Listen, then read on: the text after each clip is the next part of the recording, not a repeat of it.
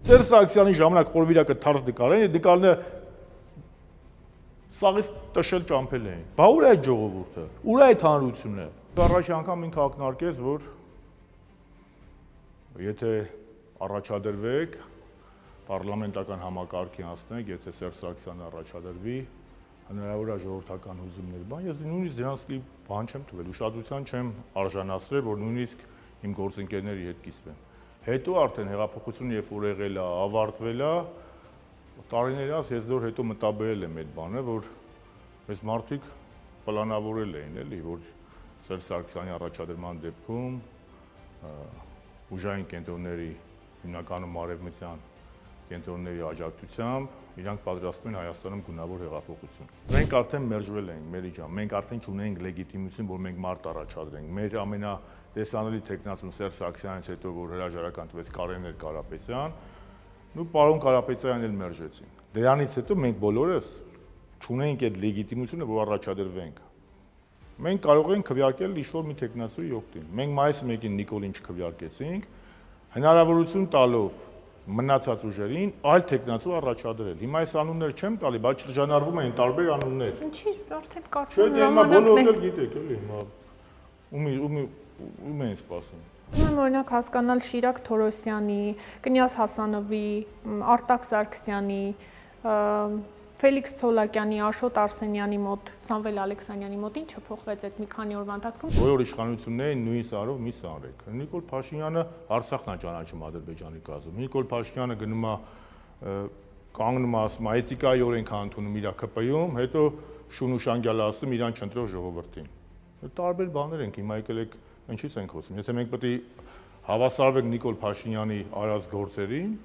Նիկոլ Փաշինյանը հանգիստ քնում է, երբ որ մի քանի հազար երեխու իր պատճառով սպանել են Ղարաբաղում։ Ես ասելու կասեմ, 20 թվականի հոկտեմբերի 19-ին Փաշինյանը հնարավորություն է ունեցել կանգնեցնել պատերազմը, չի կանգնեցնել։ Հոկտեմբերի 19-ից հետո ով զոհվել է, դրա ուղիղ մեղավորը Փաշինյանն է։ Դուք փրկեցիք թե կործանեցիք երկիրը։ Հանրապետականը մենակ էր մնացել։ Մենակ հրապարակային ոչ մեկ չէր ուզում մեծ այդ ասոցիացվի, չէր ուզում ընդամենը մարդիկ, որոնք որ մի քանի օր առաջ հերթ էին կայնում, որ նախագահային շնորհավորեն, դրանից հետո չքացան։ Հավաքականի խաղերը միակ խաղերն է, դա չեմ կա, որ իմ ներվը մազից ես մինչև վեր, ես կանգնած չեմ, ես չեմ կարող նստել խաղը նայել, կանգնած, կապ չունի։ Եվ դա ուրիշ բան է։ Տենց փոքր ժամանակ եղել է Արարատի խաղերը, հիմա Հայաստանի հավաքականի կապ չունի, սա մեր հավաքականն է։ Դու ծնողի չես սիրում, չէ՞ որ ամենասիրունն է, ամենաուժեղն է, ամենա, չգիտեմ, պրոֆեսիոնալն է։ Դու ծնողին սիրում ես, որովհետև ինքը քոնն է։ Համ այդ հավաքականը մերն է։ Այս սախի է այսօր անգել, որովհետև հաշվարկ չկա։ Հայկական ժամանակի բանով ապրում, 24 ժամվա ռեժիմով ապրում։ Այսօր Սիմինտ կերավ, լայքերը շատ է, жизнь удалась։ Վաղը կգնա պերաշկի կուտի, կյանքը հաջողվեց։ Մյուս օրը կգնա երեխուն կասի, բալա ջան, մանկապարտեզը միշտ ճաշիկ ես կերել, տենց է։ Ոչ մի ռազմավարական բան չկա։ Նիկոլ Փաշինյանը Հռոմի Պապի հետ հանդիպում է, Ֆրանցիսկոս Պապը իրան ասում է, դուք նահատակ ժողովուրդ եք, սա գոնե ընդունի, որ սա ամենամեծագույն պատիվն է, որ քո ժողովրդին ներկայացնում, որտեղ նահատակը դա Աստծո համար նահատակվել է, կրոնի համար նահատակվել է, դա ուղիղ ճանապարհ է դեպի հարություն, դեպի դրախտ։ Ֆրանցիսկոս Պապը հայ ժողովրդին տալիս է նահատակ ժողովրդի ձևակերպումը, դա քրիստոնեական աշխարհում ամենաբարձր ձևակերպումն է։ Սա ասում է, չէ, մենք նահատակ չենք, մենք ուզում ենք ապրենք։ Ու ինքը ասում է, ես քրիստոնյա եմ։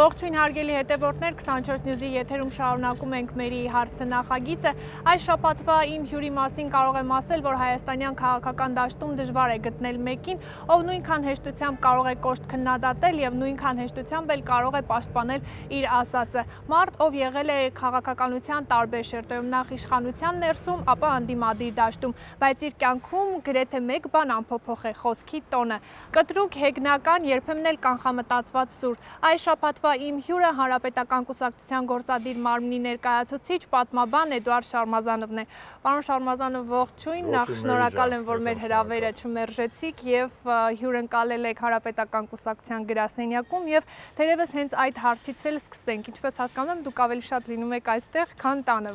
որպես նկարահանման վայր ընտրեցիք սա։ Այո, վերջին 25 տարում ավելի շատ լինում եմ Մելիք-Արամյան երկուսում։ Իմ հասցեն անփոփոխ է։ Բարձրանանք վերև ձեր աշխատասենյակը տեսնենք։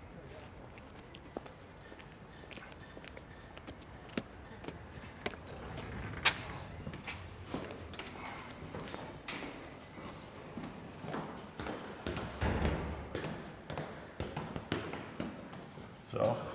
Բարև ձեզ։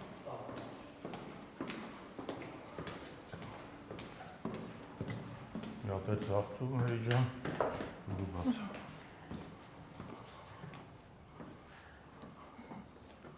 Սա իմ աշխատասենյակն է։ Որքան հաճախ եք այստեղ լինում։ Ամեն օր։ Նույնիսկ հանգստյան օր լինել եմ, բարբերաբար լինում այստեղ։ Վազգեն Սարգսյանի, Անդրանիկ Մեր կուսակցության առաջնորդներն են Աշոտ Նավասարյանը, Անդրանիկ Մարկարյանը, Վազգեն Սարգսյանը։ Սա մեր Արցախի խաչքարերն են։ Աշոտյանի նկարներն է, ինչու որովհետև դեռևս ամբողջությամբ չի արդարացվել, դրա համար նկարները որոշել ենք դեռ մնա։ Կուսակցության դրոշն է մեր եռագույնն է, նախագահի նկարն է, Գարեգին Նեժդե, Հայկ Ասատրյան,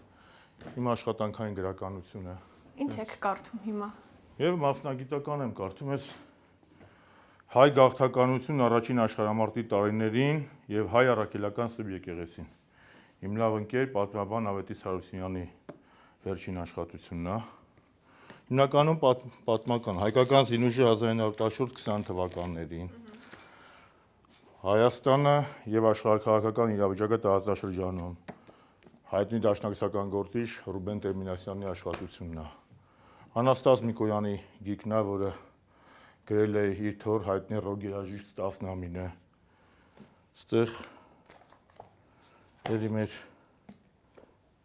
նորավանքի տպագրություններն են։ Հենց ինչպես տենում եք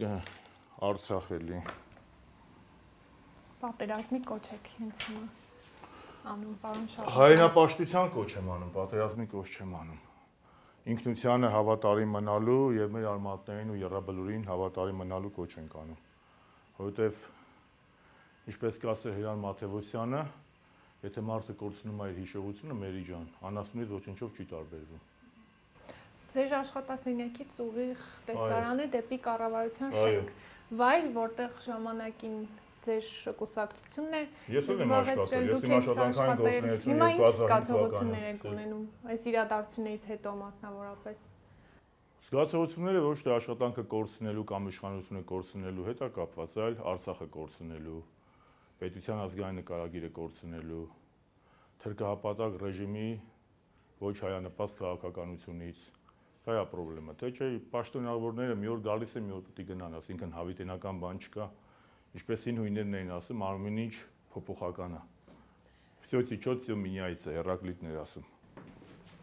Հարցազրույցը շարունակենք։ Հարցանանք վերև, երրորդ հարկ, այո։ Այստեղ էլի Արցախի պատկերներն են։ Ցուցահանդես են գալ ու քեզ մնացել է։ Սա արդեն պատմություն է դարձել, այս շենք այլևս չկա, ադրբեջանական վանդալիզմի արդյունքում չկա մեր Արցախի ազգային ժողովի շենքներ։ Տենց այստեղ Աշոտ Նավասարյանի կիսանդրին է, մեր կուսակցության հիմնադիրի ազգային միացյալ կուսակցության ղեկավարներից մեկի, ով որ 12 տարի անկախության համար նստել է խորհրդային բանտերում։ Բարձրանանք վերև։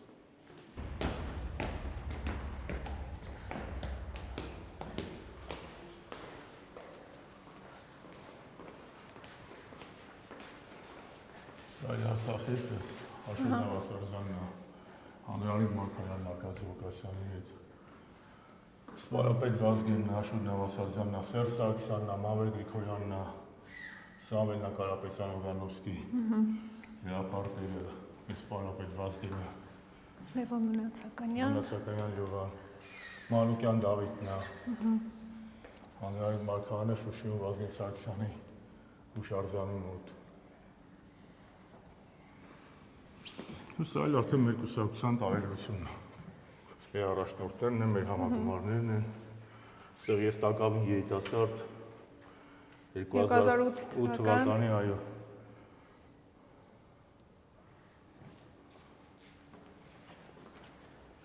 Պարոն Շարմազանով, թեև դուք 2018 թվականի հայտնի իրադարձությունների մասին բազմիցս խոսել եք, նշել եք ձեր դեմ լինելու հանգամանքի մասին, այդ օրերին տված ձեր հարցազրույցներն էլ հիշում ենք, բայց ուզում եմ ամեն դեպքում անդրադարձ կատարենք եւ հիշեք, թե այդ օրերին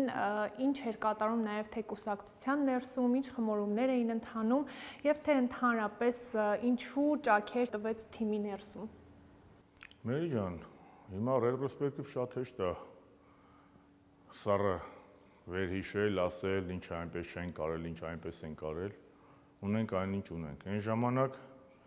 ինձ համար դա շատ մեծ անակնկալ էր, որովհետև երբ որ Նիկոլը սկսեց իր քայլարշավը, մեր թիմում հատուկ են մարդիկ կային, որ իրենք մտահոգված էին։ Ես այդ մտահոգվածների թվում չէի։ Ավելին մի փակագույց պետք է բացեմ, որ առաջ անգամ սրա մասին խոսում, միգուցե ժամանակն է եկել, որ ասեմ։ Երբ որ 17 թվականի պարլամենտական ընտրությունները եղավ, մի առիթով Փաշինյանը իմ աշխատասենյակում էր, աշխատանքային քննարկում էինք ունենում։ Ես ազգային ժողովի փոխնախագահ, բոլոր խմբակցությունների հետ պատվիրակություններն էինք գրում եւ կարիք կար համաձայնեցնելու ֆրակցիայի ղեկավարի հետ, իսկ ինքը իրենց ֆրակցիայի ղեկավարն էր։ Երբ որ խոսում էինք արդեն քաղաքական զարգացումներից, հիմնականում պատվիրակությունների մասին, չէ՞, ԵՀԿ-ում ով պետք է լինի, ԵԽԽ-ում ով պետք է լինի, որպեսզի Հայաստանի շահը պաշտպանենք։ Ու այդ զրույցի ընթացքում դա կարծեմ հունիսն էր 17 թվականի կամ միգուցե մայիսի վերջը։ Պարլամենտը նոր էր ընտրվել 6-րդ գումարման։ Ու առաջի անգամ 2007 թվականի ընտրություններից հետո ժողովրդական ընդվզում չի եղել, ասինքն փողոց ոչ մեկ դուրս չի եկել 18 թվականի ընտրություններից հետո եւ Եվրոպան ընդունել եւ ընդդիմադիր ուժերը որևէ մեկը տենց բողոքարկում չի եղել։ Առնվազն պարլամենտ անցած որևէ ուժ չի բողոքարկել ընտրությունները։ Եվ առաջի անգամ ինքը ակնարկեց, որ եթե առաջադրվեք պարլամենտական համակարգի անցնենք, եթե Սերժ Սարգսյանը առաջադրվի, հնարավոր է ժողովրդական հուզումներ բան, ես նույնիսկ դրանցի բան չեմ տվել, ուշադրության չեմ արժանացրել, որ նույնիսկ իմ գործընկերների հետ կիսվեմ։ Հետո արդեն հեղափոխությունը երբ որ եղել է, ավարտվել է, տարիներ անց ես դեռ հետո մտաբերել եմ այդ բանը, որ այս մարդիկ պլանավորել էին, էլի, որ Սերժ Սարգսյանի առաջադրման դեպքում ուժային կենտրոնների, հիմնականում արևմտյան կենտրոնների աջակցությամբ իրանք պատրաստում են Հայաստանում գունավոր հեղափոխություն։ Բայց ինչու եմ սա ասում, այնքան անակնկալ էր, այնքան իմ համար մեկը կարող է ասի ես կտրված եմ եղել իրականությունից, բայց փաստը նա է, որ որևէ ես բան առիթ չէի տեսնում, թե տեղի ունեցավ մի անգամից, նախ ասեմ մինչև 17-18-ը դες մեծ ուզումներ չկար, երբ որ ամսի 17-ին մենք ընտրեցինք վարչապետ Սերժ Սարգսյանին, փողոցը մի քանի հազար մարդ էր, 5000-ից ոչ ավել։ Հիշում եմ հաջորդ օրը այս դահլիճում, չէ, ներքևի դահլիճում գործադիր մարմնի նիստեր, ապրիլի 18-ներ, անձրև էր գալիս էր, հրապարակում 3000-ից 5000 մարդ էր հավաքված։ Ապրիլի 19-20-ից արդեն ժողովուրդը ոնց որ կնոպկով սեղմեն, բոլորը փողոց դուրս եկան ու մեծ թափով։ Ու ինչ տեղի ունեցավ, ինչ որ դուք գիտեք, ես այո եւ ես եւ թիմակիցների մեծ մասը հրաժարվում էին ձայն տալ Փաշինյանի, նախ ասեմ, մինչև այդ Կարեն Կարապետյանը առաջադրվեց, մենք որոշում կայացրեցինք, որ Կարապետյանն առաջադրվի, ինքն էլ ընդունեց, հետո նույն այն պատճառով, ինչ պատճառով որ Սերժ Սարգսյանը հրաժարական տվեց, այդ ժողովրդական ճնշում կլինի, թե արտաքին ուժերի ճնշում կլինի, կարծում եմ Կարապետյանը պետք է դրա մասին խոսի, բայց իմ տպավորությամբ ինքը նույն պատճառով չառաջադրվեց։ Մայիսի 1-ին ես լավ հիշում եմ այդ օրը, ես այդ ապրիլի 30-ին տեղի ունեցավ հանդիպում Փաշինյանի հետ, ուղիղ եթերում կա, եւ մեր խմբակցությունը քարը-քարին չթողեց։ Բաց հրապարակային հարցը-պատասխանի միջոցով ցույց տվեց, որ այս մարդը չի կարող լինել վարչապետ։ Կարծեմ Տիգրան Պասկևիչյանն է, որը երբեք հանրապետականի կողմնակից չի եղել, այդ օրը կարծեմ Facebook-ում գրեց, որ մենք ականատես եղանք պրոֆեսիոնալ ընդդիմության եւ վարչապետի պաշտոնին անպատրաստ մարդու հարցի պատասխանի, խոսքը Փաշինյանի մասն էր։ Մայիսի 1-ին տեղի ունեցավ առաջին փուլը իր ընտրության, որտեղ հանրապետականը չընտրեց Նիկոլ Փաշինյանին, իմ հայտնի խոսքերը հիշում եք, երբ որ ես իրան ասացի, դուք չեք կարող լինել գերագույն գլխավոր հրամանատար, դժբախտաբար այդպես էլ եղավ։ Ու մայիսի 8-ին արդեն մայիսի 2-ին ամբողջ ճանապարհները փակվեցին, կաթվածահար էր վիճակը եւ մեր խնդիրը պետքա լիներ մանավանդ ունեինք Ադրբեջանից դուրս սպառնալիք, հնարավորինս փողոցը հանդարտացնել եւ եկան եզրակացության, որ պետք է ավելի լավ վատ իշխանություն, քան թե անիշխանություն, քան թե քաոս, որովհետև քաոսի պայմաններում եթե Ադրբեջանը հարձակվեր, մենք չգիտեմ ինչ կլիներ, իսկ հանրապետականը հայնիկից ավելի թանկ բան չունի, էլի աթոռը մեզ համար ավելի թանկ չէր, քան հայնիկը եւ այն ժամանակ։ Հա մի շատերն ասում են, եթե այդպես լիներ, եթե իմանայինք, որ այդպես է լինելու, միգուցե այլ որոշումներ լիներ, բայց այն ժամանակ ոչ մեկ չգիտի ինչպես կլիներ։ Այն ժամանակ, որ մենք մեկի նույնիսկ պարլամենտում ես իմ ելույթում իմ հանրապետական ընկերները ասում էին, որ այս մարդու ընտրությունը հղիալ լուրջ վտանգներով, նույնիսկ այսօրվա անդիմադիրները, որոնք այն ժամանակ Նիկոլի կողմն էին անցել կամ ժողովրդի ինչպես իրենք են ասում, մեզ մեղադրում էին մանիպուլյացիայի մեջ։ Դրա համար հիմա հեշտ է խոսել։ Ու բարոյական չի, որ խոսում են նրանք, երբ որ մտահոգ քաղաքացիները խոսում են, դա նորմալ է, բայց երբ որ խոսում են քաղաքական դերակատարներ, ովքեր շամպայներ էին պայթացնում ապրիլի 23-ին Սերժ Սարգսյանի հրաժարականի օրը, ովքեր մեծ նամակներ էին գրում, հորդորում էին Նիկոլին ձայն տալ, երբ որ իմ ու Արմենի հենց ուղիղ 8 տարի առաջ այս հրապարակում իմ ու Արմենի Շուշան Պետրոսյանի մեր հանրապետական ընկերների սև լենտերն էին փակցնում։ Ես մենակ քաղաքում 8 տեղ հաշվել եմ, որտեղ Շարմազանով 42 են դրել, երբ որ մեր ընտանիքի անդամները հոգեբանական բռնությանն էին ենթարկվում։ Չնայած էլի դրանով հանդերձ ես ասել եմ, ասաց ես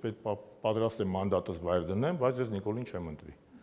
Ну մի տենց եղավ, ինչ անենք։ Երբ հետհայաց նայում եք եւ նոր էլ նշեցիք, որ այդ ժամանակահատվածում չէիք էլ հիշում եւ կարեւորություն էլ չէիք տալիս, որ ձեր թիմակիցների հետ խոսեիք, ասեիք Նիկոլ Փաշինյանը այդ ժամանակ խոսում էր ժողովրդի մեջ եղած կարծիքների, թե իրենց կողմից պլանավորվող քայլերի մասին եւ երբ դուք նշում եք, որ կարեւորություն չէիք տվել, գուցե ձեզ նշում էին, որ ոտքերը գետնից կտրված է, գուցե նաեւ այն մտորումներն էին, որ 2016 թվականին ապրիլյան քառորյա պատերազմն է եղել, ամեն դեպքում հարձակումներ են եղել եւ այդ ընթացքում երկրի ներսում դժվար թե ինչ որ հզոր պայթյուն լիներ չակերտավոր։ Մերի ջան, ես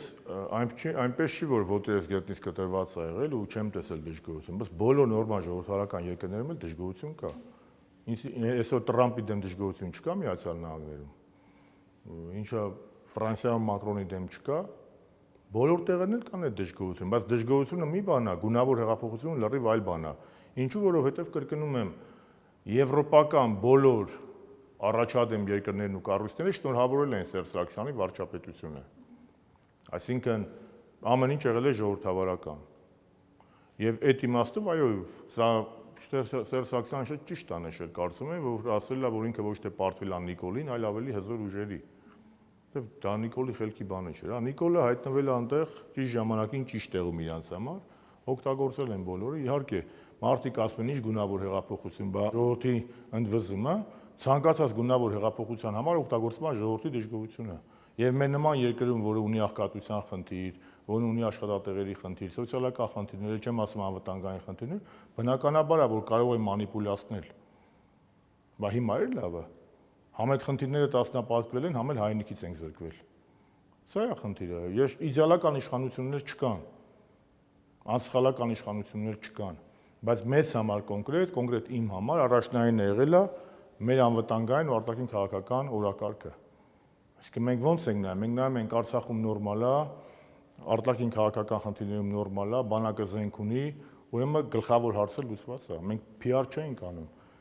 Ես հիշում եմ, որ Արարատ Միրզոյանը տարիներ առաջ Սովետ Ֆեդերացիայում ելույթ ունեցավ, այստեղ մենք կուսակցությունում քննարկում էինք, մարդիկ ասում են, դե առաջի անգամ որ Հայաստանի ղեկավարը գնացել անդե ղեկավարներից ելույթ ունեցել, ես ասի ես Գոսդումայում ելույթ եմ ունեցել, ասին երբ, ասի 2017 թվականի դեկտեմբերի 4-ին։ բայց մենք PR չենք արել։ Դա ոչ նկարել ենք, ոչ մեկով գնացել է, ոչ չգիտեմ։ Մենք 3-4 երկրում միայն ես ցեղասպանության միջազգային ճանաչում եմ իրականացրել, չեմ ասում Կիպրոսում ժխտողականություն։ 11 երկրում 15 թվականի ապրիլ-մայիս ամիսներին իրականացրել ենք ցեղասպանության էքսպոզիցիայի ցուցադրություն թանգարանի։ Այսինքն եվրոպական երկրներում միայն։ Բայց դրա մասին ոչ մեկ մենք դա ընդունել ենք, որ այդպես էլ պետք է լինի։ Միգուցե դա գալիս է նրանից, որ մեր նախագահն էլ այդպես եղել։ Մենք ամեն ինչի չենք նկարել, էլի։ Սրանք պերաշկի ուտելներ են նկարում, սիմինդ ուտելներ են նկարում, բայց մենք միգուցե դա է եղել, այդ իմաստով կարող է կտրված եղել, ժողովուրդը չունեցել այդ ինֆորմացիան։ Բայց դե գունավոր հեղափոխություններից շատ բարդ է, որտեղ գունավոր հեղափոխությունները եթե որոշվում են, հիմնականում արվում են, էլի։ Ես չեմ ուզում մեզնից մեղքը գցել, բայց դե սա է։ Հիմա այսօր խնդիրը ոչ թե 18 թվականից խոսալը պետք է լինի, Մերի ջան, այլ խնդիրը պետք է լինի այս մեր պետության գահավիճումը կանգնեցնելը։ Բայց այդուհանդերձ նաև պետք է խոսել անցյալի սխալների մասին, վերհիշել եւ կարծում եմ ավելի շատ սխալներից պետք է խոսան նրանք, ովքեր որ 18 թվականին Սերժ են մերժել, ովքեր որ 18 թվականին ցնծում էին Փաշինյանի վարչապետությամբ,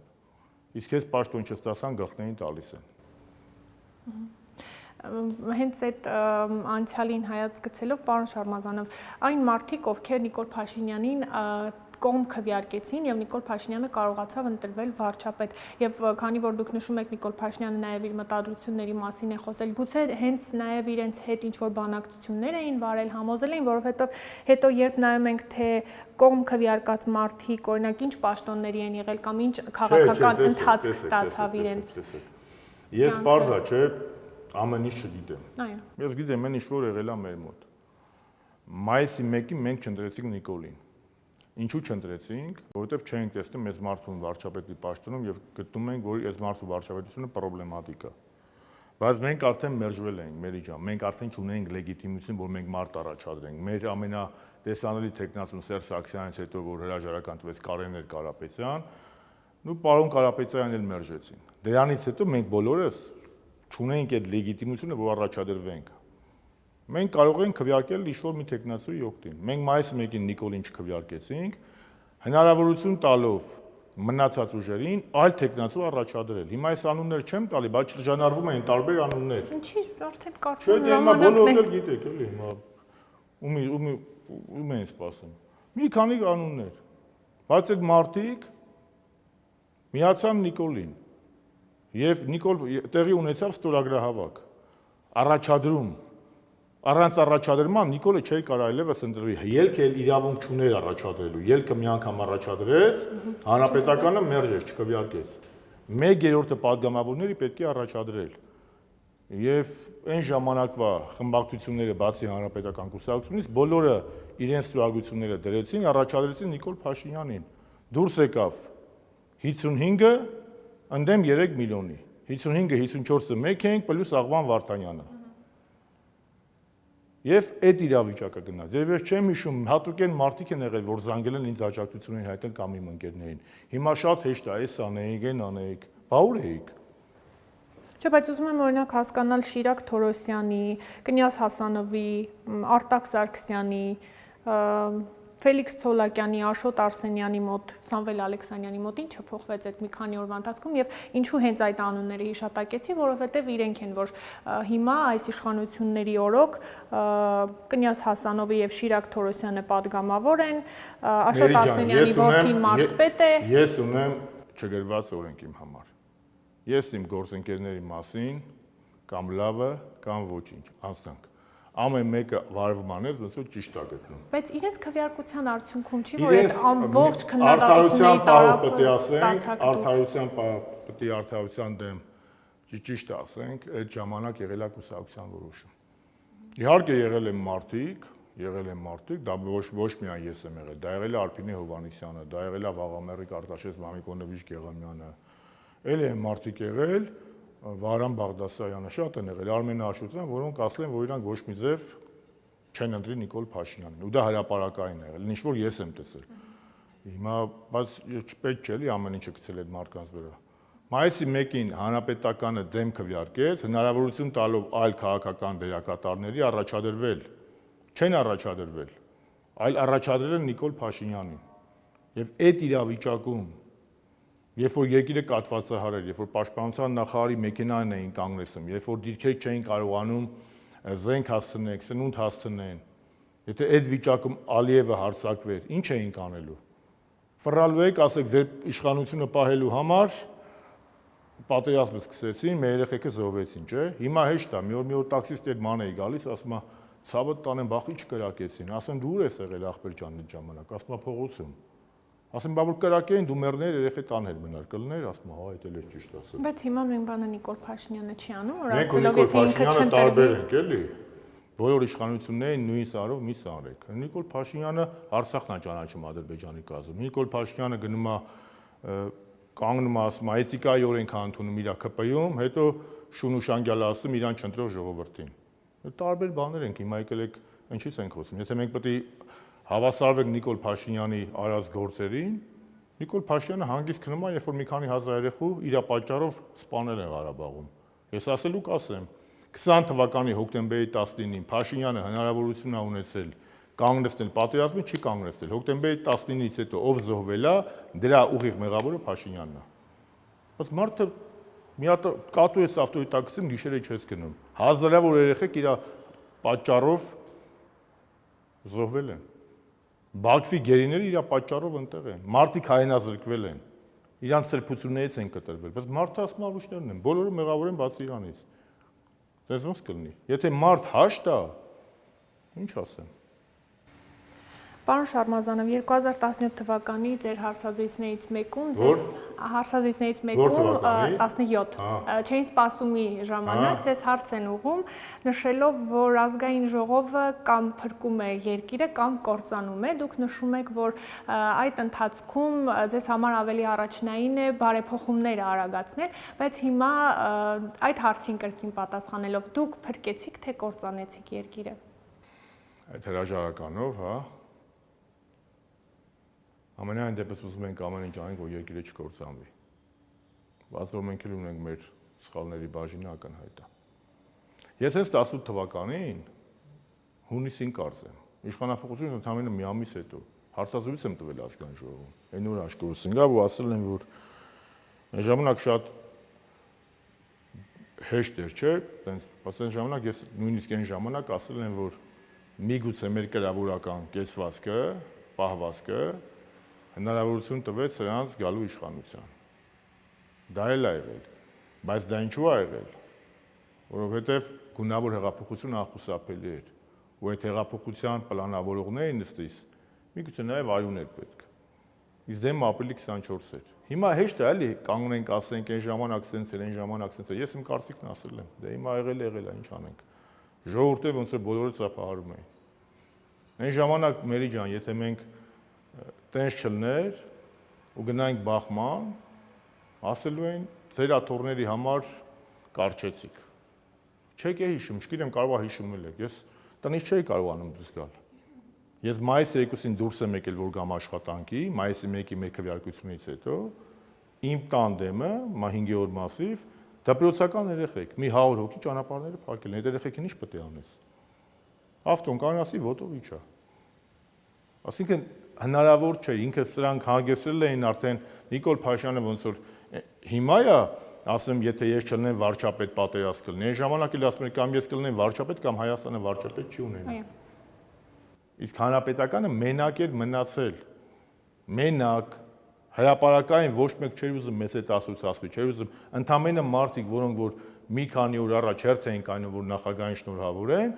դրանից հետո չքացան։ Դե մի նորմալ չի, բայց այդ process-ները երբ տեսնում են, որ իրադրություն պետքա փոփոխվի։ Դե Տալերանի համար նորմալ է։ Օրինակ Ֆրանսիայում կար արտաքին գործերի նախարար, դիվանագիտության հայրը, Շարլ Մորիս Տալերանը, ասում է «Вовремя предать, это не предательство, это предвидеть»։ Այսինքն ժամանակին դավաճանելը դա կանխատեսել է, ոչ թե դավաճանություն։ Հիմա մեկի համար կանխատեսում է, մեկի համար դավաճանություն է։ Դե մի տենց որ նայենք, ասենք Նիկոլ Փաշինյանը շատ բան է կանխատեսում Արցախը ոնց կլինի։ Մենք մեզ երբեք փրկիչներ չենք մտածել որ մենք փրկիչ ենք, եւ փրկիչը մեկն է, Տեր Աստվածն է, մեր Հիսուս Քրիստոսն է, բայց ամենայն դեպս պետությունը ճիշտ ուղղությամբ էր գնում։ Միգուցե տեմպերը բավարար չէին, բայց մենք պետությունը ճիշտ ուղղությամբ էր գնում։ Մի փոքր խոսենք նաև ձեր անձնական կյանքից, դուք ֆուտբոլի մեծ սիրահար եք։ Մոլի երկրպագու։ Որ թիմին եք երկրպագում։ Հայաստանի ազգային հավաքականին։ Իսկ բացի ազգային հավաքականից ես հիմնականում ֆուտբոլիստներ եմ երկրպագում։ Մինչև 94 թվականը Յուվենտուս էի երկրպագում, բայց երբ որ Մարչելո Լիպին եկավ եւ Ռոբերտո Բաջոին վաճառեցին, այդ իմ կյանքի մեջ հիասթափություն առաջացավ։ Ես այդ օրվանից որոշեցի, որ պետք է ոչ թե թիմերի երկրպագել, այլ պետք է երկրպագել խաղացողների։ Իսկ փոքր ժամանակ Արադ Երևան, դե ժամանակ Հայաստանի հավաքական չկար, Արադ Երևան իմ կորքը եղել է Խորենո Հովհաննիսյան։ Այն ժամանակ 80-ականների սկզբին մենք փայլուն թիմ ունեինք։ Բանդարենկոն դեռ չէր ավարտել, Վասիլ Լևանտոնյանը Դարպասապա, Հովհաննես Կիրակոսյան, Աշոտ Սահակյան,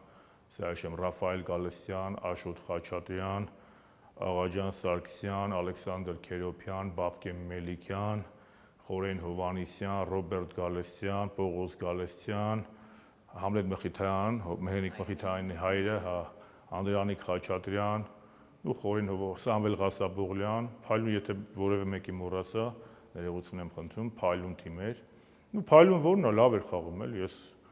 նույնիսկ առաջի հինգյակում էր, հետո 85-ին Խորենը գնաց, բայց մինչև այդ ես հետո արդեն որ նայել եմ YouTube-ով շփվել եմ, դե բնականաբար 71-75 թվականների Արարատը, որը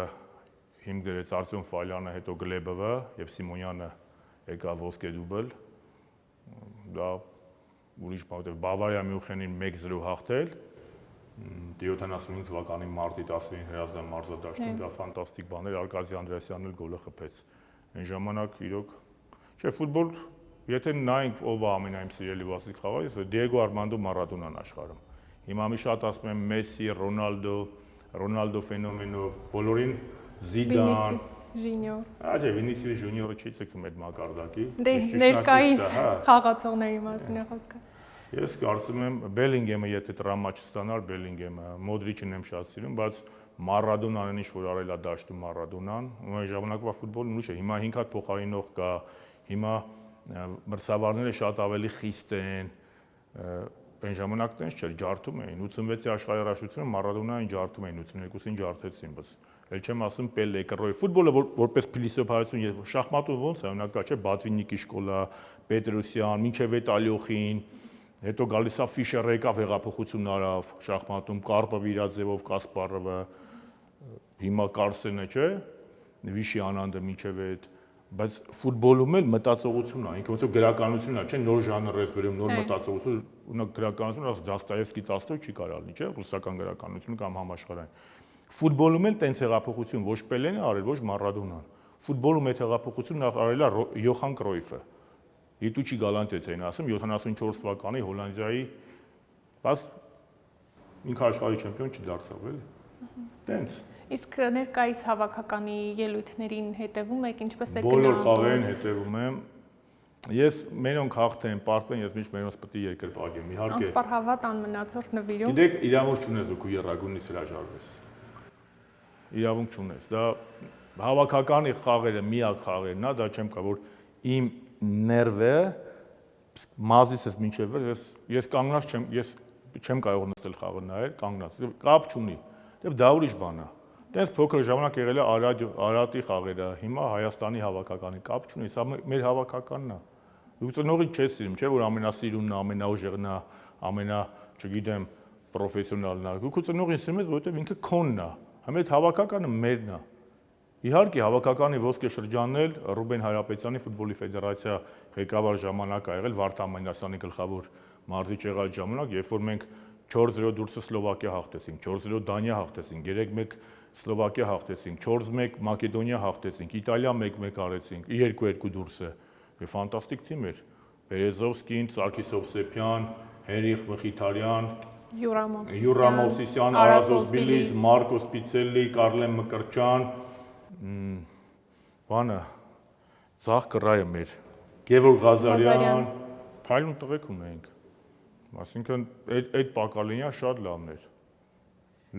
Ձախ պաշտպան ունենք լավ Լևոն Հայրապետյան, Ռոբերտ Արզումանյան, չէ՞ մեր թիմը շատ այն ժամանակվա եւ մեծ մասը խաղում էին դուրսը։ Ու մեծ մասը չհաշված Արազին եւ Յուրային ու Մարկոսին հենց այդ Փյունիկի ակադեմիայի կամ հայկական դպրոցի սաներ էին, դա շատ կարևոր է։ Իսկ դա ֆեդերացիայի աշխատանքն է։ Իսկ այսօր դժբախտաբար, որ նայում ենք, մեր հիմնական խաղացողները դրսից են։ Էդուարդ Սպերցյանի գլխավորությամբ, իսկ հայկական ֆուտբոլի կադրեր չեն։ Դպրոց չեն։ Ընդամենը այդ մարտիկ ազգությամբ հային գալիս են մանավանդ Ռուսաստանի հավաքականն էլ հնարավորություն չունի խաղալու UEFA-ի FIFA-ի մրցաշարերում, գալիս են ստեղ են խաղում։ Նույն Նայիրը Տիկնիզյան, Էզիկը Սպերցյան, իրանք բանից են, չէ՞։ Ռուսական մեկը կարծեմ Զենիտի ակադեմիայից է, մեկը Կրասնոդար։ Իսկ դուք կարողանում եք ժամանակ տրամադրել եւ անձամբ ֆուտբոլ խաղալ կամ սրտես վերջին տարիներին չէ, բայց ժամանակին շատ են խաղում։ Մտանք մեր սենյակ եւ իմ սենյակ մոռացա ցույց տամ, մենք Հրազդան մարտադաշտում նույնիսկ լրագրողների հետ խաղ են խաղացել, մեծ ֆուտբոլ են խաղացել։ Լրագրողները Էդուարդ Քալանթայան շատ լավ թիմ ունեն այն ժամանակ, պրոֆեսիոնալ։ Հիմա էլ են խաղում։ Հա, խաղում են, հա, մեծ ֆուտբոլ։ Մենք այն ժամանակ իրանց հետ խաղում էինք ու Հրազդանը մի անգամ խաղ եղավ։ Մինի ֆուտբոլ շուտ են խաղում, բայց ես ֆուտբոլ պարապել եմ փոքր ժամանակ 88 թվականին նույնիսկ Կոժենի միաչ եմ խաղացել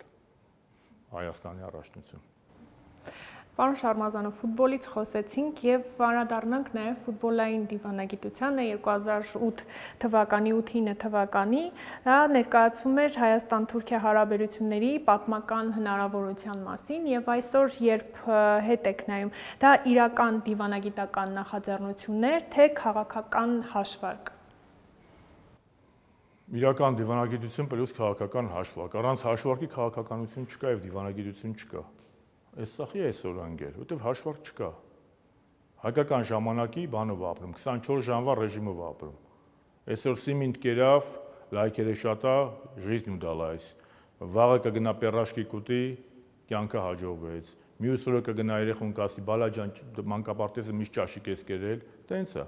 Ոչ մի ռազմավարական բան չկա։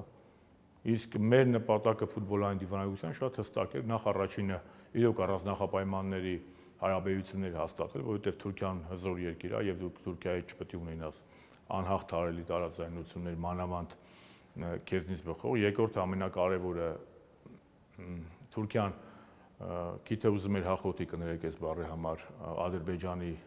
հայ-ադրբեջանական երկու Ղարաբաղի հարցեր առաջ տանում եւ մենք հստակ նշեցինք, որ հայ-թուրքական գործընթացը եւ Լեռնային Ղարաբաղի հակամարտությունը երկու տարբեր գործընթացներ են։ Մենք հասանք նրան, նախագահ Սարգսյանը հասավ նրան, որ Միացյալ Նահանգների պետքարտուղար Հիլարի Քլինտոնը Ծիծեռնակաբերդում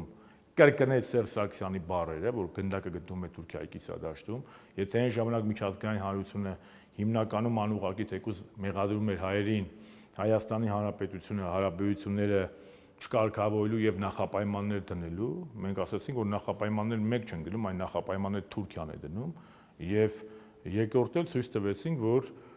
Հայաստանը այն պետությունը չի, որը կարող է, ինչպես հիմա Նիկոլա Էրդողանը գիրքը դնում է կրծքին եւ թուրքական նարատիվով շարժվում, այն պետությունը չի, որ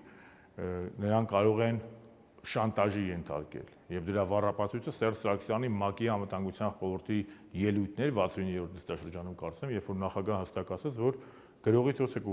կուղարկենք այդ արձանագրությունները, չեք վավերացնում, գրողին վավերացնենք։ Մեզ հետ չի կարելի խոսել շանտաժի լեզվով եւ միջազգային հանրության համար դա բավականին ընկալելի էր։ Կրկնում եմ, Հիլարի Քլինտոնը Երևանում խոսեց դրա մասին, ավելին, երբ որ 2009 հոկտեմբերին Մերի ջան Ցյուրիխում նախաստորագրվում էր, այնտեղ կա մի հատ լուրջ պատմություն, էլի։ Ահմեդ Դավութօղլուն, որ այն ժամանակ Թուրքիայի արտաքին գործերի նախարարն էր, ինքը ցանկանում էր պրեամբուլայի մեջ Լեռնային Ղարաբաղի մասին, Թուրքիայի դիրքորոշման մասին գրի, Նալբանդյանը թույլ չտվեց Սերժ Սարգսյանի հետ խորհրդակցելով։ Այնուհետև ասեցին դե լավ, կնախաստորագրենք, բայց ասուլիսկը տանք, էլի ամեն մեկը Նալբանդյանը դա էլ թույլ չտվեց։ Եվ այդ պոզիցիան ընդունեցին եւ Լավրովը, եւ Կուշները, եւ Քլինտոնը։ Իսկ հայկական դիվանագիտությունը Սերժ Սարգսյանի ժամանակ կարող խաղացող էր, ոչ թե գործիք, սրանց նման։ Եվ Սերժ Սարգսյանի ֆուտբոլային դիվանագիտության գնդակը ավելի մեծ աշխարհաքաղաքական կշիռ ուներ, քան Նիկոլ Փաշինյանի ողջ իշխանությունը։ Բայց պարոն Շարմազանով, այդուհանդերձ Ցյուրիխում արձանագրությունները չվավերացվեցին։ Ցյուրիխում ստորագրվեցին։ Նախաստորագրվեց։ Այո, վավերացնելը պետք է պարլամենտներն անեն, մենք իսկ սկզբանե ասել ենք, որ պահին Թուրքիան ստորագրում, Նկատում եմ, այդ արձանագրությունները չվավերացվեցին երկու։ Այո, Թուրքիայի պատճառով։ Եվ ամբողջ աշխարհն էլ տեսավ, ասեմ կրկնում եմ, հենց այդ վավերացման խնդիրն է, որ Հիլարի Քլինտոնը Երևանում ասեց, որ գնդակը գտնվում է Թուրքիայի կիսադաշտում։ Դա ինչ է նշանակում։ Դա նշանակում է, որ պարոն Էրդողան, երբ դու կվավերացնես, գնդակը քո դաշտում է։ Սերժ Սարգսյանի քաղաքական թիմը կվավերացնի պարլամենտում։ Մինչև դու չվավերացնես, Հայաստանը չի վավերացնելու, սա է խնդիրը։ Եվ դա անկալելի է։ Բայց դուք, քանի որ նշում եք առանց հաշվարկի չէր կարող դիվանագիտությունը տեղի ունենալ, դա եմ ուզում հասկանալ, ըստ ձեզ, այսինքն ամբողջությամբ հաշվարկը ճիշտ էր արված, թե այդ ժամանակ այդուհանդերձ միջազգային ճնշումներ եւ բացիև ներքին քաղաքական ճնշումներ։ Չէ, հաշվարկը շատ ճիշտ էր արված եւ դրա ամենագլխավոր արդյունքներից մեկը ո՞րն էր, որ Թուրքիան դուրս դրվեց Լեռնային Ղարաբաղի հակամարտությունից։ Թուրքիան ինքը Մինսկի խմբի անդամ է, չմոռանանք։ Այո։ Բայց Թուրքիան 16 թվականի ապրիլյան պատերազմից հետո ստիպված եղավ Մինսկի խմբի անդամ երկրների հետ համատեղ Ադրբեջանին քննադատող հայտարարություն անել։ Այսինքն ռազմատենչ ռետորաբանությունը եւ ռազմական գործողություններով խնդիրը լուծելու քննադատություն հայտարարություն ընդունել։ Ճիշտ է, Ադրբեջան բառ չկար, բայց բոլորը գիտեն, չէ՞ որ Ադրբեջանն է սկսել Ալիևն է ռազմատենչ ռետորաբանություն բանեցնում։ Այս Սերժ Սարգսյանի դիվանագիտությունը դրան էր հասել, որ բոլորը ընդունում էին, որ հայ-թուրքական գործընթացը եւ արցախյան գործընթացը տարբեր են, եւ երկրորդը Թուրքիան ստիպված էր Մինսկի խմբի երկրների հետ համատեղ նաեւ քննադատել Ադրբեջանի ռազմատենչ ռետորաբանությունը եւ երրորդը, որը ամենակարևորն է, ամբողջ աշխարհը տեսավ, որ ոչ թե Հայաստանն է նախապայմաններ դնում Թուրքիայի առջև, այլ Թուրքիան է խնդրեմ հանդիսանում տարածաշրջանային կայունության եւ երկրատև խաղաղության համար, որը իսկ այսօր փոխվել է։ Իսկ այսօր այս իշխանություններին, այս կապիտուլյանտ ռեժիմին, ինչ Թուրքիայից ու Ադրբեջանից հանձնարարում է, խելոք անում են։ Խելոք։ Մենք հասել ենք այս մի հատ իրավիճակի, որ այսպես Ալիևը այս կողմից, Էրդողանը այն կողմից, մեզ ռամկեքի մեջ են դրել, մի մեծ գազանանոց են սարքել կամ մի մեծ բերդ են սարքել, ասեն էսա ձեր ռամկեքը։ Դուք սրանից ավել իրավունք չունեք շարժվելու եւ սրանից ավել իրավունք չունեք նույնիսկ մտածելու, այլ երազելու մասին չեմ էլ ասում։ Իսկ իրանք են չափ տվող, իրանք են որոշում։ Մենք ինչ խոսանք, ոնց ասենք, ինչ ուզենք, ինչի մասին երազենք։ Թուրքիայի դրոշ վառեն, թե չվառեն ջահելները։ Բայց իրանք կարան Ստեփանակերտում հայկական եկեղեցի քանդեն։ Դրա մասին ոչ մեկ չի խոսում։ Տեսեք, գործը ինչին է ասել, Նիկոլ Փաշինյանի իշխանությունը քննադատում է ջահերով երթի ժամանակ Թուրքիայի դրոշի այրումը, բայց չի քննադատում Արցախում, Ստեփանակերտում մայր տաճարի քանդումը եւ կործանումը։ Այս դրան են համեմատական տարավ եւ ասեցի, թե հիմա մենք Արցվաշենը ետ վերադարձնենք եւ տեսնենք այնտեղ մզկիթ է կառուցված, ինչ պիտի անենք։ Դե հիմա տեսել ես ինչ եմ ասում, Նիկոլ Փաշինյանը շատ անհաջող համեմատություններ անում։ Մանավանդ որ Արևմտյան Ադրբեջանի ու Ղարաբաղի մեջ համեմատություն անում։ Նիկոլ Փաշինյանը, ես մի անգամ ասել եմ, էլի, Ալիևը որ մի քիչ իր պետության բյուջեի մասին մտածի, այդ արտգործնախարար, դե պաշտպանության նախարար, այնտեղ արտաքին գործերի խորհրդական, դրանց սաղի գործից կհանի, Նիկոլ Փաշինյանը դրանց սաղի գործ դանում է, էլի։ Օրինակ Ադրբեջանին ինչին է պետք արտաքին գործերի նախարարություն, Նիկոլը սաղ անում է, էլի, գոնե հայկական ուղղությամբ։ Ինչ նարատիվ անում է, սաղ ասում է։ Ոչ պրոպագանդա է պետք, ոչ բան, այս մարդը սաղ անում է։ Ալիևից ավելի լավ է հիմնավորում, մենք պետք է Արցախից հրաժարվենք։ Ալիևից ավելի լավ է հիմնավորում, ինչի պետք է Արարատը չլինի։ Դա նորմալ եք վերաբերում, ասեք խորվիրապը նկարել է թարս, որ Արարատը չերև, հա։ Լավ, արա, ուղեղ ունեք դուք։ Դա ոնց է պասպորտի նկարը թարս նկար են ախպեր ջան։ Ու մենք սենց ապրում ենք հանգիստ։ Պարոն Շարմազանով, տեսեք, 2008-9 թվականներին հենց այդ ֆուտբոլային դիվանագիտության շրջանակներում հայ ժողովրդի համար շատ զգայուն էր Ղարաբաղյան հարցը։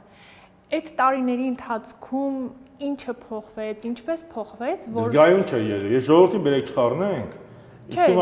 ներքաղաքական ճնշումներ երկու եւ Թուրքիայում եւ Հայաստանում ամեն դեպքում ներքաղաքական ճնշումներ կային եւ հայ ժողովրդի համար Ղարաբաղյան հարցը ամեն դեպքում զգայուն թեմա էր եւ այդ կոնտեքստում նաեւ գուցե քաղաքական կամք կար բացատրելու հասկացնել, որտեղ այս իշխանությունների օրոք բազմաթիվ հարցեր, որոնք այո էլի զգայուն են, բայց կարողանում են մինչեւ վերջ հասնել դրան, մի երկու քննադատություն էլ ստանում են, բայց ի վերջո կարողանում են սկսած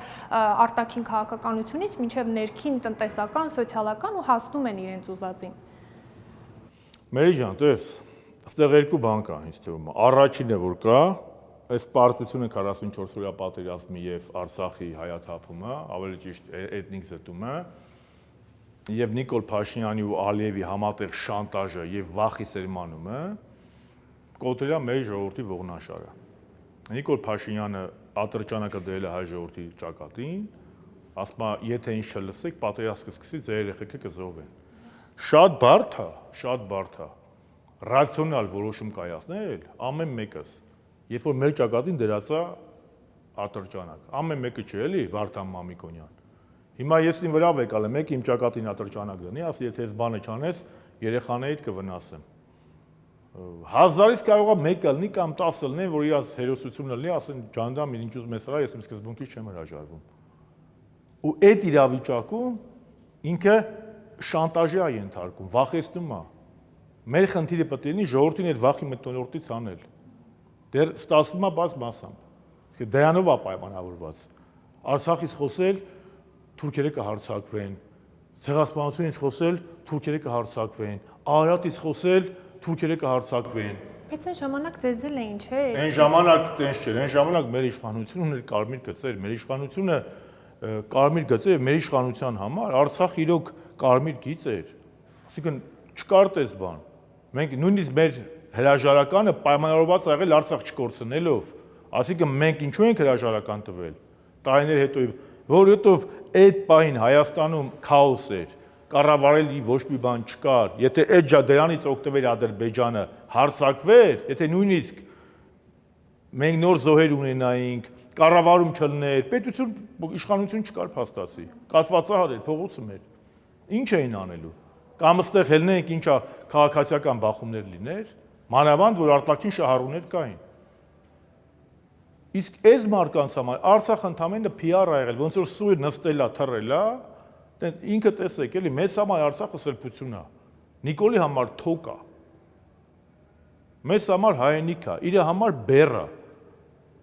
Ոնց որ մարդ ունենա 5 երեխա, ասի բեռ ա, այս վերջը երկուսը բեռ էին։ Աստծո պարգև ա, չէ երեխեն։ Բայց մարդ ասի բեռ ա։ Նիկոլի համար Արցախը բեռ ա եղել, մեզ համար հայրենիք։ Սա է խնդրեմը։ Եվ այդ իմաստով առաջինը սա։ Երկրորդը միջազգային այդ ՀԿ, ՄԿ այդ NGO-ները շատ ուղղորդված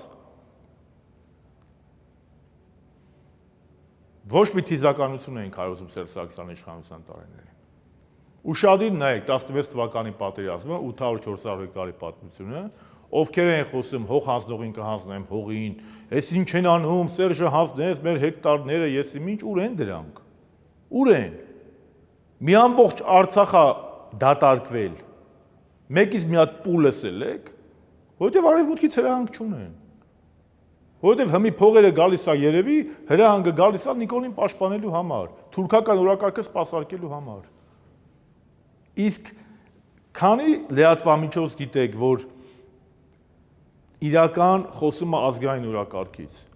քանի NGO գիտեք, որ իրական խոսում է, քանի քաղաքական գործիչ գիտեք, որ իրականում խոսում են։ Ես որ մեկ-մեկ նայում եմ սրանց բաները, ոնց որ չաղ բախտավոր ապրում ենք։ Սա գժվելու բան է, մենք դժոխքում ապրում ենք, չենք հասկանում։ Տենց հարկած պակաս գալիս եմ քո այդ հարցազրույցի, բայց ես էլ եմ մեկ-մեկ, բայց մենք դժոխքի մեջ ենք ապրում, Մերի ջան։ 17 թվից էր ասում, չէ՞ այդ հարցազրույցից մեր տեղ, 17 թվականին Շավերդյան Սուրոն մեր տունը այդ հարցազրույցի ժամանակ ինձ ասեր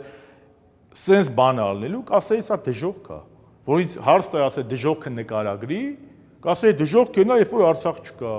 երբ որ Արցախում հայ չի ապրում, երբ որ խոր վիրապը թարս են նկարում։ Սերժ Սարգսյանի ժամանակ խոր վիրակը թարս նկարեն, այդ նկարները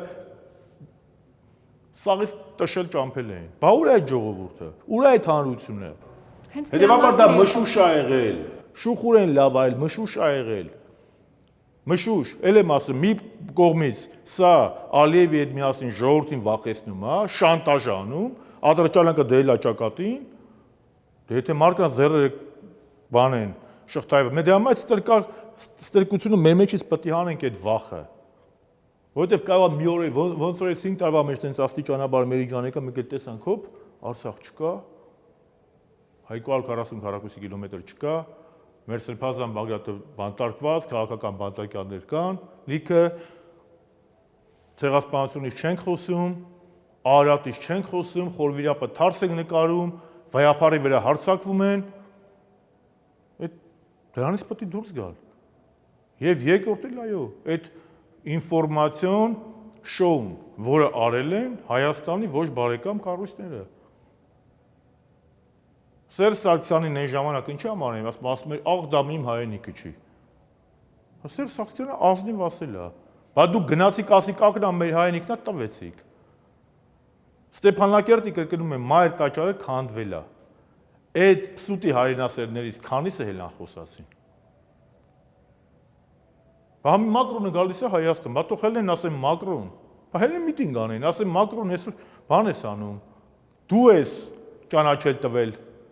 Արցախն Ադրբեջանի կազմում, հոկտեմբերի 6-ին 22 թվականին դու ու Շարլ Միշելն եք ընդեղ նստած, որ Նիկոլ Ալիև ու Էրդողանի մոտ ճանաչեց Արցախը Ադրբեջանի մաս։ Ախի չեն խոսում, որովհետև հրահանգ չկա։ Մանիպուլյացիա, երկրորդը Զելենսկին է գալի։ Այդ հələ ռուս-ուկրաինական բանը թողում եմ։ Զելենսկին այն մարդն է, որը ամբողջ 44 օրյա պատերազմին ծափահարել է ադրբեջանական զինվորների հանցագործություններին եւ շնորհավորել է Իլհամ Ալիևին Արցախը գրավելու առիթով։ Ալիևի դաշնակիցն է եղել։ Լավ 1000 մարդ չկա գնաս ես ուր ես եկել արա մեր երկիր։ Այդ երրաբլուրը նաև քո քաղաքականության արդյունքում է մեծացել։ Պարոն Շարմազանով, տեսեք, հենց այդ ինստիտուցիոնալ հիշողության, հայ ժողովրդի հիշողության, ինչպես է ստացվում, որ 2008-9 թվականներին հայ ժողովրդի համար կարմիր գիծ էր Ղարաբաղի հարցը, ընդհանրապես Արցախը, ու ընդամենը 19-10 տարի անց մարդիկ կարող են շատ հեշտ համակերպվել Արցախի կորստի հետ, այսինքն ցանկացած իշխանություն, ով գա եւ սկսի ղեկավարել Հայաստանի Հանրապետությունը եւ ինչ քաղաքականություն տանի, ժողովուրդը պիտի դրա հետ հաշտ լինի։ Մի օր էլ օրինակ կարող են գալ ու ասել Հայաստանի Հանրապետությունը ամբողջությամբ պատկանում է Թուրքիային, բա հայ ժողովրդի հիշողությունը, կամքը, դուք որպես պատմաբան եմ ուզում նաև դրան անդրադառնալ, դարերով եկած ժողովուրդ, ազգ, որն ունի անկախ պետականություն, ուր կորավ մեր հավաքական կամքը։ Ես այդ կոմունիստական բոլշևիկյան այդ ժողովրդի կամքը բանը շատ սիրելով ժողովրդին խոնարհվելով ես եմ ժողովրդի մի մասնիկ ես եմ, էլի, բայց այդ բոլշևիկյան այդ համայնատիրական այդ կոմունիստական բանը, որ ամեն ինչը ժողովուրդն է, անհատներն են շատ, էլիտան է որոշում, սերուցքը։ Ապերախ ժողովուրդը գնացեք կարդացեք Գարեգին Նեժդեհի, շատ բան կիմանաք, սա նոր բան չի։ Իսկ ժողովուրդը ինքը մեղավոր չի ոչ մի բանում։ Էլիտան, ազգային էլիտան պարտվեց, ինչի սենց եղավ։ 18 թվականին մեր բոլոր թերություններով հանդերձ ազգային էլիտան Սերժ Սարգսյանի, պետական էլիտան Սերժ Սարգսյանի գլխավորությամբ պարտվեց։ Եկավ ապազգային էլիտան, հակապետական էլիտա։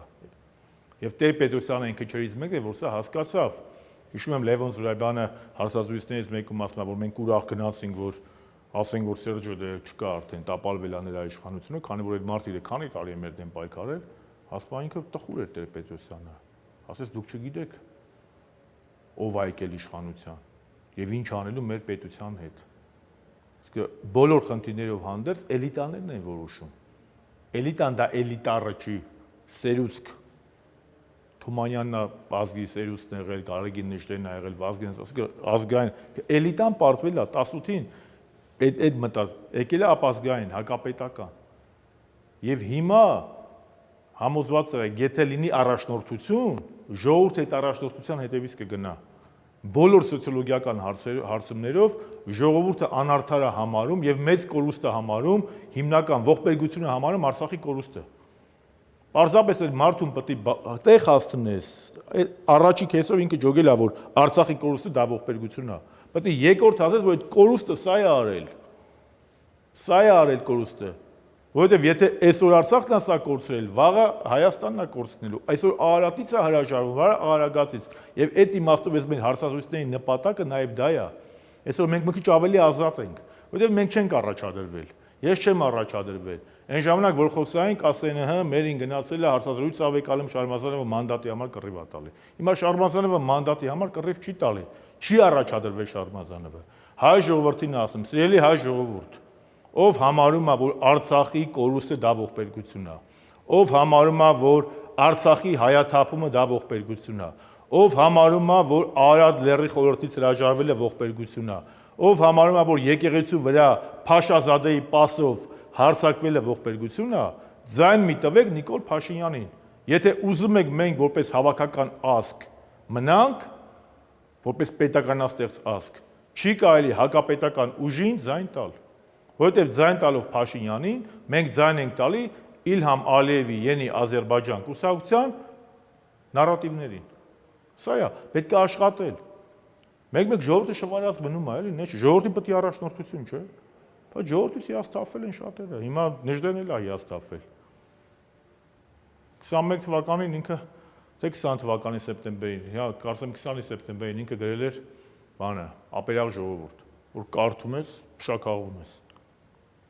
Ինչ ասենք։ Պետք է աշխատել ժողովրդին, պետք է բացատրել ժողովրդին։ Ժողովուրդը մեղավոր չի, մենք ենք վատ բացատրում երևի։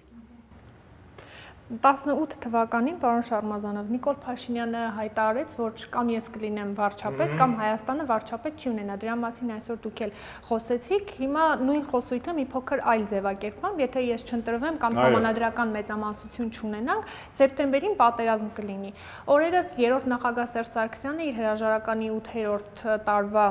կապակցությամբ հայտարարություն էր, տեքստ էր հրապարակել, որտեղ ասում էր, որ ինձ համար ակնհայտ էր, որ բանակցային այդ փուլում բանակցողի փոփոխությունը, բանակցությունների պատմության զրոյացումը ողբերգական հետևանք է ունենալու մի բան, որը տեղի ունեցավ։ Ոչ թե որ ես ամենալավ բանակցողն էի, այլ որ խորությամբ ճանաչում էի բանակցություններին մասնակցող բոլոր կողմերին, ունեի ինստիտուցիոնալ հիշողություն ու գիտեի Ղարաբաղի ու հաղթանակի արժեքը, որպես այդ հաղթանակը կերտած, այնուհետև այն պահած թիմի անդամ։ Հիմա դուք նոր խոսեցիք անհատներից, որ ամեն ինչ կախված է անհատներից։ Մեր երկրում ամեն ինչ չէ, շատ բան։ Շատ բան։ Հիմա մեր երկրում բայց երբեմն, ասա, հիշի ինչ պետք է ասես, երբեմն հզոր անհատներն են պարտվում։ Իմ վերջի 250 տարվա պատմության մեջ դժվար է ավելի վառ անհատականություն գտնել, քան Նապոլեոն Բոնապարտը։ Բայց ինքը պարտվեց։ Բայց դա չի նշանակում, որ ինքը անհատ չի։ Ինքը պարտվեց։ Չէ՞։ Դաժան կյանք ունեցավ եւ ռազմի դաշտում այնելուն պարտվեց Ալեքսանդրին։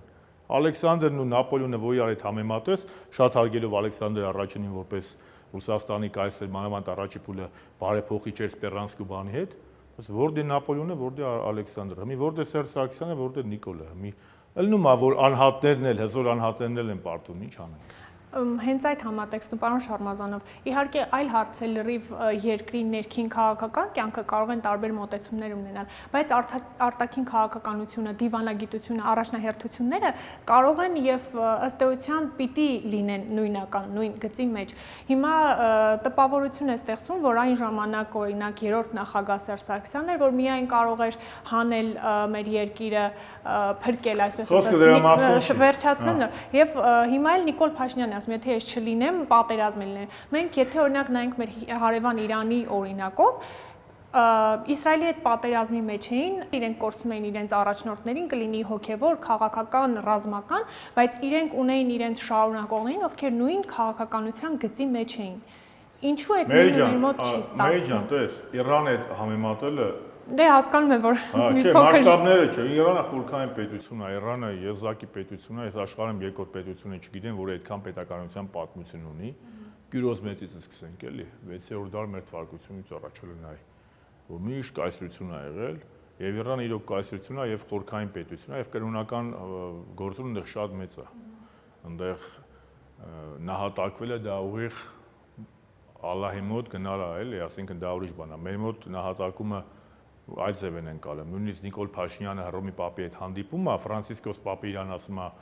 դուք նահատակ ժողովուրդ եք, սա գոնե ընդունի, որ սա ամենամեծագույն պատիվն է, որ քո ժողովրդին ներկայացնի, որտեղ նահատակը դա Աստծո համար նահատակվել է, կրոնի համար նահատակվելը, դա ուղիղ ճանապարհ է դեպի հարություն, դեպի դրախտ։ Ֆրանցիսկոս Պապը հայ ժողովրդին տալիս է նահատակ ժողովրդի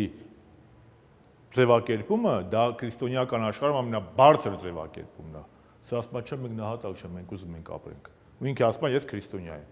Սա մեկ։ Երկրորդը, խոսքը նրա մասին չի գնացել, որ մեր իշխանության մեջ չկան մարդիկ, որոնք չէին կարող բանակցել, որոնք չէին կարող կառավարել։ Եթե Նիկոլի պես պետք է կառավարեն, մեր ստեյ պահակը ավելի լավ կկառավարի, քան Նիկոլը։ Դա խոսքը դրա մասին չի։ Խոսքը գնում էր ավելի արդյունավետ, ավելի լավ կառավարելու մասին։ Այդ դեպքում Սերժ Սարգսյանը այն մարդն էր, որը 80-ականների վերջից ուներ ինստիտուցիոնալ հիշողություն։ Եվ արդեն հասել էր նրան, բանակցային փաթեթներ հասել էր նրան, որ մենք տեսնում էինք, մանավանդ 19 թվականի փաթեթը դրա մասին ցույց տվեց, որ մենք կարող էինք հասնել դրական արդյունքի։ Եվ այդ վերջին արդեն փուլում փոխել բանակցողին հայկական շահերից չէր ելնում, բայց խոսքը նրա մասին չէ, որ Կարեն Կարապետյանը կամ գսենք Վիգեն Սարգսյանը կամ Արմեն Աշոտյանը Նիկոլից վատ կբանակցեին։ Չէ, հա,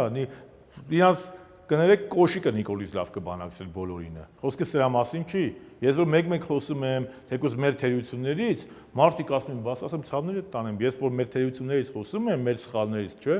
Ես չեմ համեմատում մեզ նիկոլական իշխանություն, նիկոլական իշխանությունը բոլոր գծերից դուրս է։ Ես մեր ծրագրերից ելնելով եւ եթե դու ունես ավելի լավ բանակցող, եթե դու ունես խնդրին ավելի քաջատեղյակ ղեկավար, եթե դու ունես ղեկավար, որը կուսակցությունում ունի ամենաբարձր հեղինակությունը, որի կուսակցությունը ունի ամենաշատ մանդատները պարլամենտում, ավելին, որի առաջի տեղակալ Կարեն Կարապետյանը քեզ վստահում է եւ առաջարկում է վարչապետի պաշտոնին։ Մեծ շռայլություն չի լինի չառաջադրվել պետության շահերից ելնելով։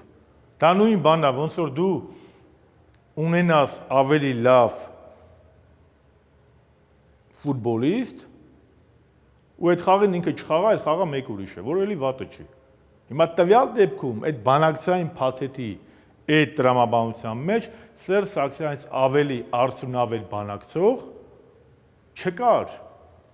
Եվ տրամաբանորեն չկար, որովհետև Սերժ Սարգսյանը եւ Տեր-Պետրոսյանի, եւ Քոչարյանի, եւ իր ժամանակահատվածում, եւ Արցախի ինքնապաշտպանական, բայց դա մենակ ամբողջ թիմով է անելու։ Եվ շատ բոլորս էլ գիտենք, որ Սերժ Սարգսյանը պատրաստվում էր ընդամենը տարի ու կես, 2 տարի հետո իշխանությունը փոխանցել Կարեն Կարապետյանին։ Դա թաքուն չի։ Դա թաքուն չի, դա բոլորս էլ գիտենք։ Հենց գործադի մարմնի նիստում էլ է դրա մասին Սերժ Սարգսյանը խոսել, երբ որ արդեն հրաժարականներ տվել, ասաց մենք ունենք նման պայմանավորություն եւ ես պետք է շարունակեի տարի ու կես 2 տարի մինչև Ղարաբաղի խնդիրը հասներ իր վերջակետին, այնուհետև պետք է փոխանցեի Կարեն Կարապետյանին, եւ Կարեն Կարապետյանը մեր կուսակցության առաջին տեղակալներ ընտրվել։ Եվ ուներ շատ բարձր ժողովրդականություն եւ տնտեսություն ու սոցիալական հարցերում նույնիսկ զեկնիչ տնտեսական աճի էին մոտենում այդ շրջանում։ Բայց թե չստացվեց։ Ոչ թե չէ, համոզել, բացատրել։ Չէ, միգուցե մեր սխալը նա է եղել, որ մենք այո չկարողացանք հենց ապրիլյան պատերազմից հետո քարոզչական դաշտում բացատրել հանրությանը, որ երկրի ու պետության շահերից է բխում վարչապետ Սերժ Սարգսյանի ընտրությունը։ Սա ակնհայտ է։ Հիմա այս դեպի ուրիշ բան էլ ասեմ, ակնհայտ է։ Միգուցե շատ արխային ընկանք, չեմ կարող ասել, բայց այն որ մենք քարոզչական դաշտում պարտվեցինք, դա այդպես է։ Պլյուս զյաներ ես էլ եմ ասում, ես այդ տարիներին այնքան բան ենք արել, բայց ոչ միտեղ չկա։ Այսինքն մենք Չեխիան, որը Չեխիայի ազգային ժողովի նախագահը, որը Ալիևի մտերիմներ Էրդողանի հետ լավ, մենք հասել ենք, որ Չեխիան ճանաչել է հայոց ցեղասպանությունը։ Բա հեշտ է եղել դա։ Լատվիան ճանաչել է հայոց ցեղասպանությունը, Գերմանիան ճանաչել է հայոց ցեղասպանությունը։ Այդ տարիներին իմ մասով եմ ասում։ Կիպրոսը ժխտողականությունն է ճանաչել։ Բայց դա ոչ միտեղ չեն իմացել։ Ինչու, որովհետև կար չգրված օրենք, եթե ղեկավարը ինքը այդ իր վրա այդ բաները չի անում, մի քիչ անհամեստություն կլի, էլի մենք էլ գնանք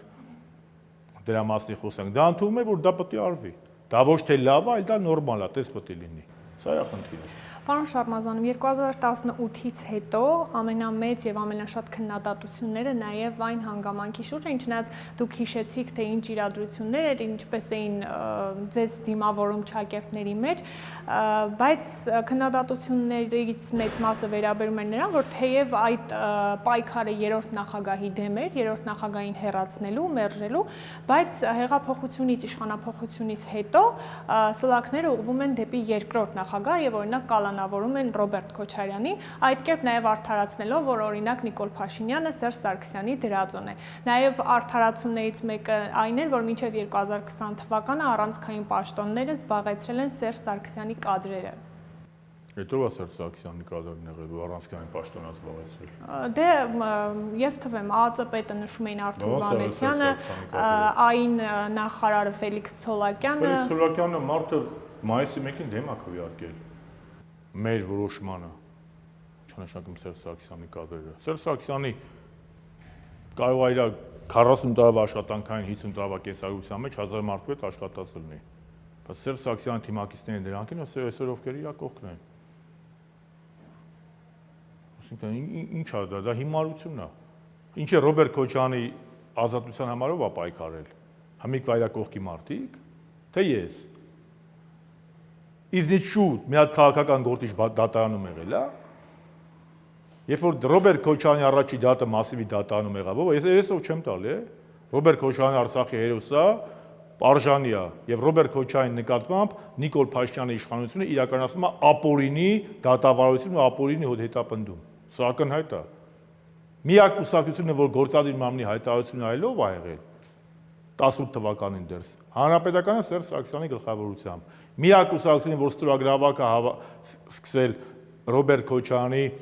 խափամամիջոցը փոխելու որ կուսակցությունն ա եղել։ Հանրապետականը Սերժ Սարգսյանի գլխավորությամբ։ Միակ կուսակցությունը, որ պիկետներ էր անում Ռոբերտ Քոչարյանի ազատության համար, ով ա եղել։ Հանրապետականը։ Բա որ դատարան էին գնում, ինչի՞ չեկեն վաղտ ասում։ Այդ հմիկվա կողքի, երբ որ ես Ռոբերտ Քոչարյանի ազատության համար մեր Մկրտչյան Դավոյի իմ հանրապետական ընկերների իր որդիների հետ դատարանում էին գնում, նկարները կան, չէ՞, 19 թիվներ կարծեմ արդեն։ Այսօրվա նրա թիմակիցներից շատերը դեռ ԿՊ-ում էին։ Հիմա ինչ բզբզանք էլի անցյալը, հա իմաստը ո՞րն է։ Բայց դա կատարյալ էշություն է։ Կատարյալ էշություն, ասինքն մերժեցին Սերժին դատես այքեզի բան։ Ասինքն մենք դրանից ուրախ ենք, որ դատում են Քոչարյանին։ Աշոտյան Արմենն էլ 2 տարուց ավել նստել։ Ասլանյան Մամիկոնն էլ է նստել, ինձ էլ են բռնել, թողել։ Լիքը հանրապետականներ, ասինքն ինչ։ Դավիթ Համբարձումյանը միջև մի տնային կալանքի տակ, չի։ 2 անգամ չնստեց այդ տղեն։ Իսկ սա ինչ թեզ է էլի։ Այն էլ ասում են մարդիկ, որոնք ապրիլի 23-ին հրապարակից տուն չէին գալի։ Նկարներն էլ կա, հայտարարություններն էլ կա։ Սա հիմար թեզ է էլի։ Անբարոյական թեզ է։ Եվ կրկնում եմ, Ռոբերտ Քոչարյանին անարդար են բռնել։ Եվ մենք պաշտպանել ենք Ռոբերտ Քոչարյանին։ Ոչ թե երեսով ենք տալի, որովհետև ճիշտ ենք ալի, ինքը Արցախի առաջին նախագահն է, Հայաստանի երկրորդ նախագահն է, եւ իր հետ ապօրինի է վարվում Հայաստանի արտահայտությունը։ Բայց էլ որ հիմա ասեն սաղը դարել եք իր ֆանատները։ Բա ուր եք։ Բա որ մենք գնում ենք իր դատերին, կանգնեիք ասեք դուք եք Նիկոլին բերել, եք եկել մեր դատին։ Չնայած դեպը դատարանում պետք է լինեիք, որ ասեք, եւ աղ չկա եք Նիկոլի կողքերը ֆրֆռում եք երևի։ Չեմ ուզում, դա հիմար թեզ է, էլի։ Ամփոփելով, պարոն Շարմազանով, այս հարցը, որը ուզում եմ հնչեցնել, ուզում եմ պատասխանեք որպես պատմաբան, ոչ քաղաքական գործիչ Արցախի հարցով։ Առաջիկա 20 տարին կամ ընդհանրապես դուք իրատեսական համարում եք Արցախի վերաազատագրումը։ Անշտունակալ գործ է կանխատեսել այսօրվա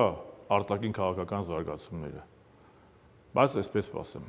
եթե Հայաստանում շարունակի կառավարել Նիկոլ Փաշինյանի թիմը կամ նրանց արժեքները կիսող գործիչներ, մենք ոչ միայն Արցախի մասին կմոռանանք, այլ նաև Հայաստանի մասին։ Իսկ Հայաստանի ազգային իշխանության ունենալու պարագայում ես շատ ռեալ եմ համարում։ Ես մեկ անգամ չէ որ ասել եմ, սա իմ թեզն է։ Իսկ ով է ասել, որ հայրենիքները մեկ անգամ են ազատագրվում։ Երբ որ 1045 թվականին անին կործանվեց, ոչ մեկ գրեթե չէր հավատում, որ գալու է 1199 թվականը եւ Զաքարյան եղբայրները Իվանը եւ Զաքարե Զաքարյանները մեր վրացի եղբայրների հետ միասին ազատագրելու են հայոց անի մայրաքաղաքը։ Երբ որ 1918 թվականին մարտին անատոլիական թուրքերն ու թուրք թաթարները, այն ժամանակ ադրբեջանցի չկար, կոչվում էին թաթարներ, կովկասյան թաթարները ջարդ կազմակերպեցին Շուշիում եւ հազարավոր հայեր սպանվեցին, նույնիսկ դրա մասին գրել է Օսիպ Մանդելշտամը, հատուկ բանաստեղծություն ունի։ Ոչ մեկ շատերը չեն հավատում, որ գալու է 92 թվականի մայիսի 8 ու 9-ը եւ Սերժ Սարգսյանի քարտեզ վրա ստորագրված բառերով մենք ազատագրելու ենք Արկադի Տեր-Թադևոսյանի գլխավորությամբ, մեր լեգենդար կոմանդոսի գլխավորությամբ հայ ազատագրելու է Շուշին։ Ամեն ինչ ըստեղ է։ Եթե մենք ըստեղ ձերբազատվենք նիկոլական եւ թրքական ստրկությունից, մենք կարող ենք նախ եղածը պահել, հետո նաեւ մտածել մեր հայրենիքի ազատագրության մասին։ Այս քանի դեռ մերի ջան, ըստեղ մենք ստրկացած ենք եւ այստեղ գերակշռում է թուրքական նարատիվը, դու վախեցի ավելին կորցնելու մասին։ Դու վախեցի, որ վաղը վախենայի Արարատ անով երեխաներ ունենալ։ Դու վախեցի, որ շուտով ոչ թե խորվիրապի Արարատի ֆոնին կլինի, այլ խորվիրապի խեղճ բլուրի ֆոնին կլինի։ Այդպես բաներից վախեցենք։ Դրա համար այս հունիսի 7-ի ընտրությունները եւ դրան հաջորդող սահմանադրական հանրաքվեն դա վճռական է։ Հունիսի 7-ը դա նախավերջի շանսն է հայ ժողովրդին ոտքի կանգնելու։ Իսկ վերջի շանսը լինելու է սահմանադրություն։ Եթե սահմանադրությունը Նիկոլ Փաշինյանին հաջողվեց փոխել, որտեղ անկախության հռչակագիրը հանվում է, որտեղ մենք հրաժարվում ենք Արարատի խորհրդից, Արևմտյան Հայաստան, Արցախից եւ այն արժեքներից, որի հիմքում ծնվել է երրորդ հանրապետությունը, մենք պատմությունն ենք ուղարկում երրորդ փառահեղ հանրապետություն Հայաստանի Հանրապետության, որպես պատմաբան ասեմ, հայրենիքները ծնվում են հայրենասիրությամբ, կործանվում դրա պակասից։ Մուրացկանին տալիս են ոչ թե անկախ հայրենիք, այլ անկելանոց։ Հիմա որոշեք, մենք քաղաքական մուրացկանության ճամփեն ենք բռնում, թե հայրենասիրության եւ անկախության։ Ես ընտրում եմ անկախության ճանապարհը։ Շնորհակալ եմ։ Ես եմ շնորհակալ։ Հարգելի հետևորդներ, հիշեցնեմ, որ այս շաբաթ ես զրուցեցի Հանրապետական կուսակցության գործադիր մարմնի ներկայացուցիչ պատմաբան Էդուարդ Շարմազանովի հետ։ Շարունակեք հետևել 24 News-ին, կհանդիպենք։